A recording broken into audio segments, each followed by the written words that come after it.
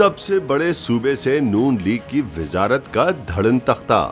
سابق وزیر داخلہ نے وفاق کو بھی کرپٹ عناصر سے پاک کرنے کا فیصلہ کر لیا۔ شیخ رشید کا کہنا ہے کہ مرکز کو بھی شہباز سرکار سے پاک کر کے دم لیں گے۔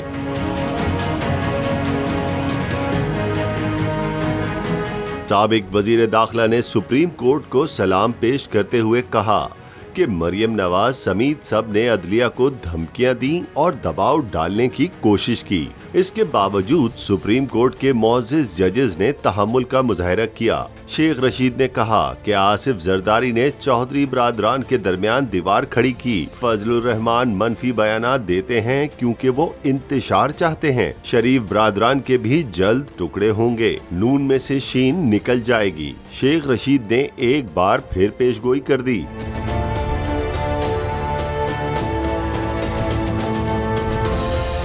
شیخ رشید نے مزید کہا ملکی معاشی صورتحال بگڑتی جا رہی ہے۔ ڈالر 250 روپے ہونے کے قریب ہے۔ عوام مسائل میں پس کر مر رہے ہیں۔ سٹاک مارکیٹ شدید مندی کا شکار ہے۔ حکومت صرف 2 ووٹوں پر کھڑی ہے۔ ہم انتقام کی سیاست پر یقین نہیں رکھتے۔ 15 اگست تک حالات مزید واضح ہو جائیں گے۔